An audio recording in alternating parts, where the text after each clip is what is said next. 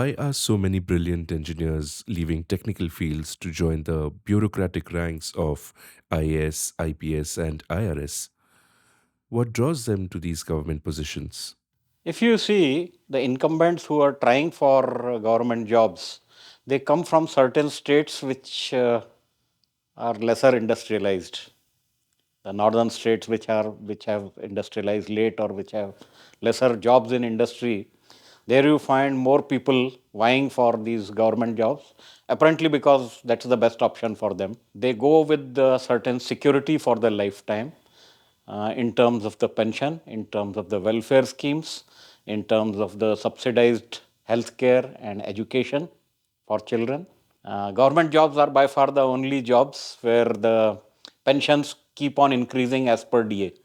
So inflation proofing happens automatically. In terms of salary and emoluments, though it may look little lesser as compared to corporate salary level, obviously there are restrictions of what kind of salary structure can be there in government jobs. But then in real terms, if you consider the cost of subsidized housing, the cost of subsidized education, the cost of healthcare assistance that they get, it turns out to be actually the best earning jobs. Plus, government jobs go with lot of authority. So there is no wonder that youngsters, whether they are doctors or engineers, qualified engineers, professionals, they still have a liking for civil services or these kind of coveted jobs, IAS, IFS, IRS, etc.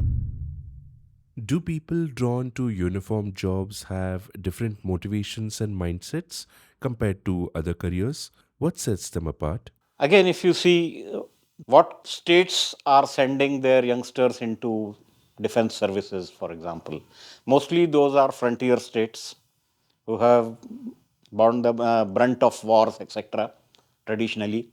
So there are certain states and certain communities where it's a tradition to go into defense services.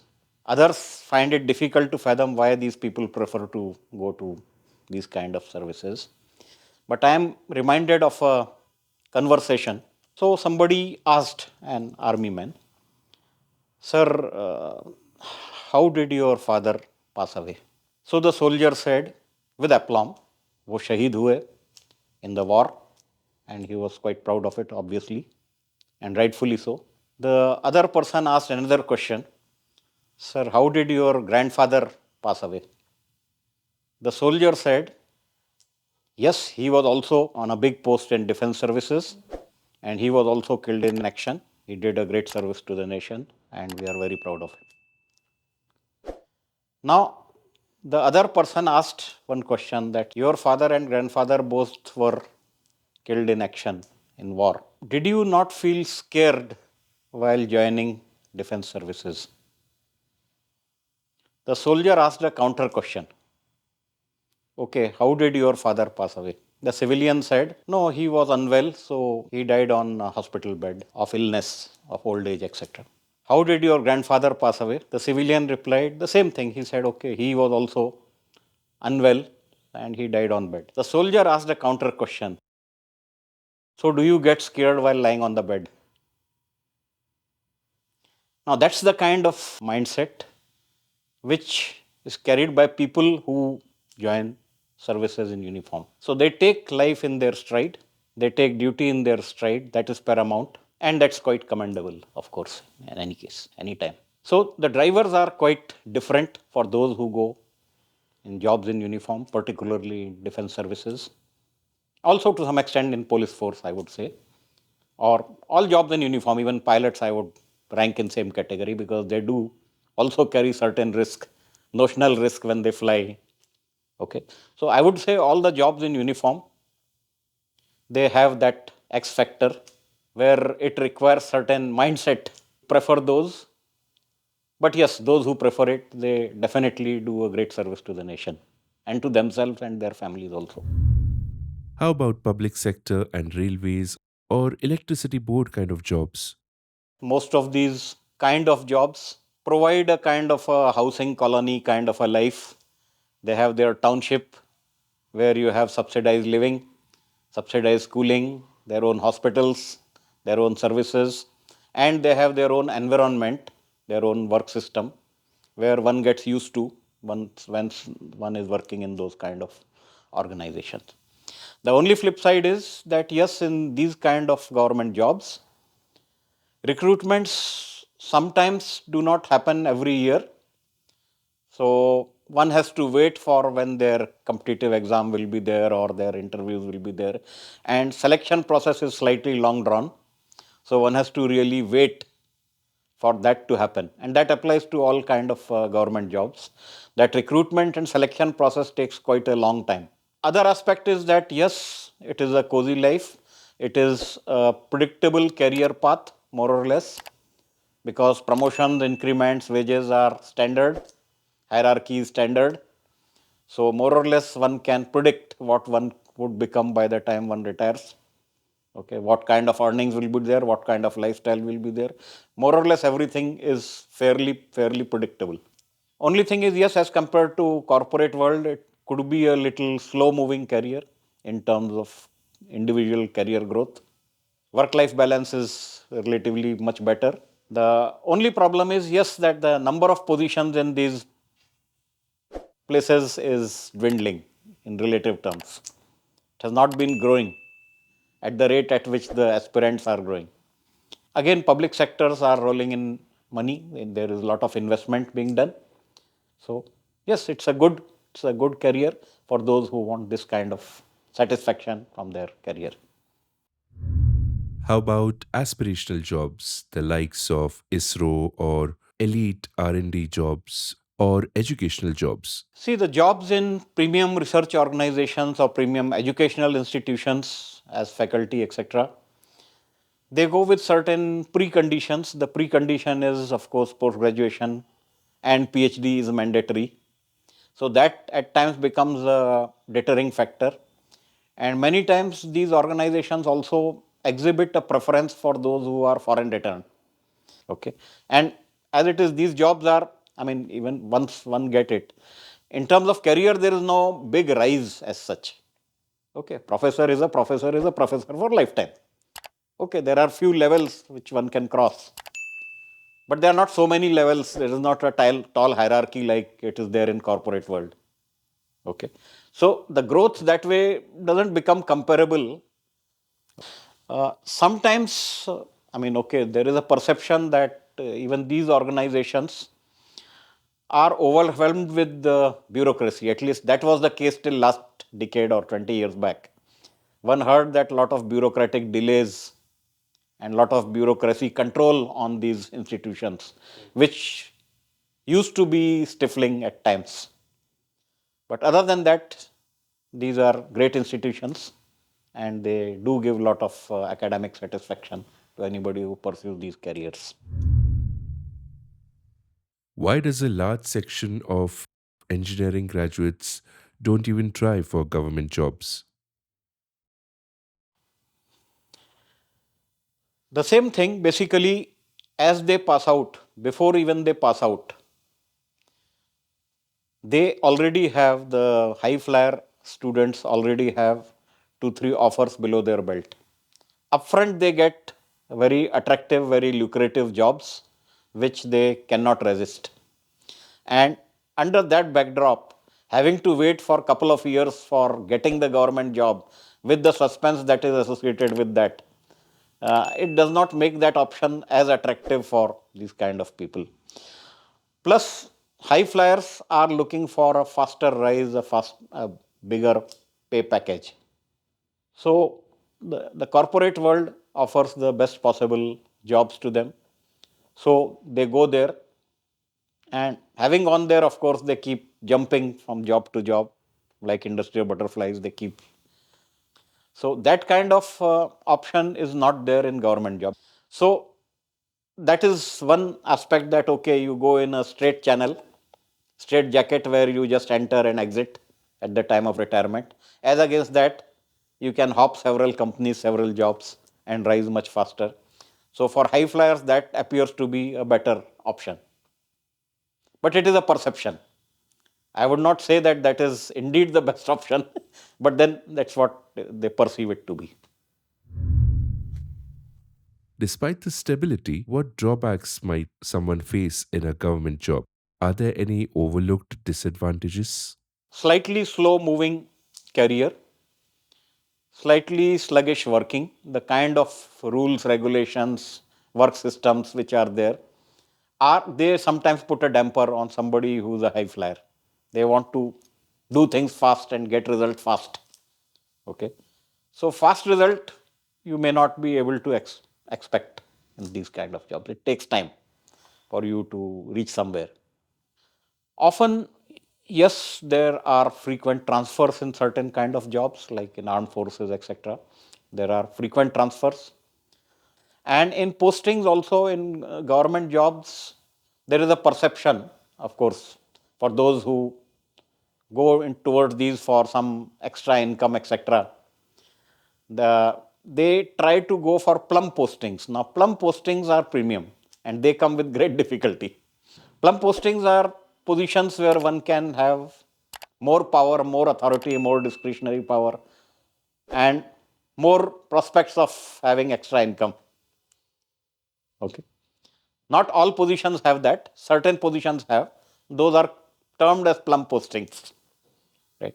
But other than that, of course, they do provide a secure job in any case, wherever it is, a secure lifestyle. That is there. The common minimum, whatever lifestyle is assured, is there definitely. And by that standard, also, yes, these are the good options, I would say. In government jobs, particularly in some kind of government jobs, I would say, uh, you have to get used to working under supremacy of politicians. Now, that is something which is part and parcel of certain jobs. So, this is again becomes one dissuading factor, particularly sometimes for girls. They may prefer a job profile where they don't have to deal with nasty characters and get into situations which are not welcome. Okay. So, yes, that is again a factor which governs the choice. Is there a noticeable reduction in government and public sector employment opportunities? What is causing this shift? If one goes by the ads which used to come earlier versus now, there was a phase in between where certain states declared that they would not recruit anybody. There was a kind of moratorium on recruitment for things like 2 years, 3 years, even 5 years. If you compare that way, I mean, you see the number of engineering graduates who are there in the market versus government openings. Yes, percentage wise, they are certainly dwindling. They are coming down quite dramatically as compared to what used to be before. Plus, in government jobs, the there are many other riders. Like there is a reservation, there is a category, there is a political patronage. So if your community is patronized, then you have a chance. Otherwise, it's difficult. Now, all those factors sometimes dissuade the bright boys and girls to look at that option also. And it's not just for entry, it will even be there for promotions, transfers, everywhere. So it becomes a nagging factor which will keep troubling the incumbent. So that's what is perceived. Are government job benefits unsustainable now? Yes, I have known cases where certain institutions are finding it unaffordable to pay the pensions to their ex employees who have grown older and who have retired long back. So I don't know how long the this benefit will go on in the same way as they are now, because it is certainly putting a financial pressure on government as well as all the other organizations who are paying for the retirement funds. So it will certainly be a factor to be considered.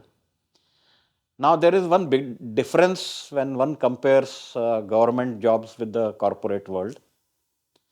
In corporate world, you say that we are getting paid for our work and our brain,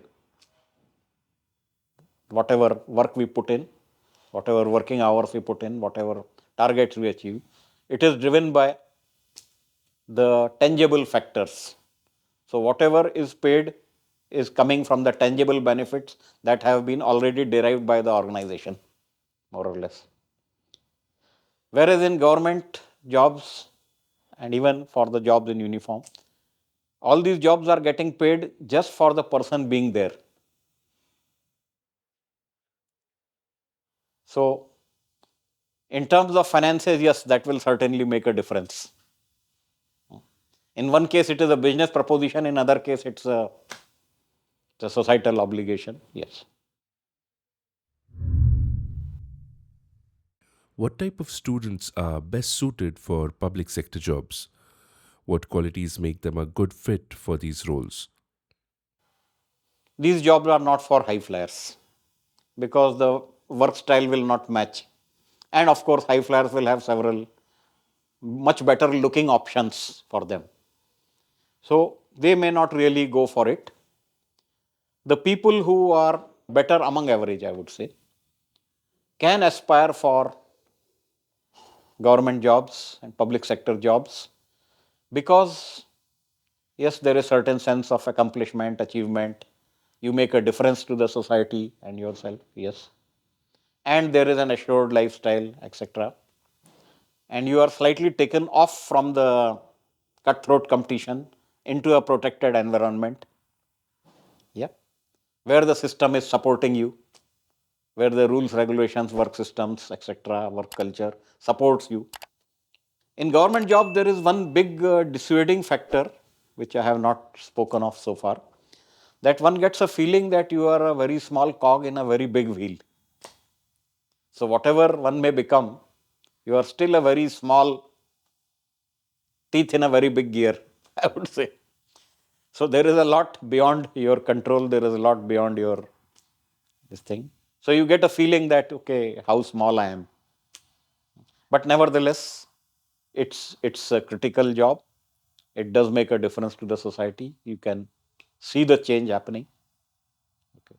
So certainly, yes, to improve things here, we need youngsters to go into these kind of jobs. The country needs that. Yes. Why might an engineering background be advantageous in IAS jobs, and what specific contributions could they make in these positions, according to you? Well, qualified engineers going into non-technical job is certainly a waste of national resources, and they have blocked a seat of premium education which somebody else would have got benefited, and they are themselves not utilizing the knowledge that they have gained. So I strongly believe that engineers can certainly go for civil services and they can take up these kind of jobs, but at heart they should remain an engineer, they should remain a technocrat. They should not totally become a bureaucrat from their mindset.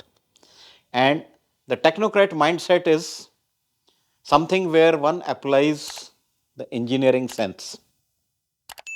Okay. So whatever they do, wherever they go, they have to apply certain engineering sense. Okay. And engineering sense is not restricted only to say mechanical engineering where somebody is designing. No. Engineering sense is engineering sense which can go into the working, which can go into the mindset, which can go into the modus operandi, which can go into the thought process. Yeah. Now, if those things are done by engineers who go in these kind of jobs, that would be great.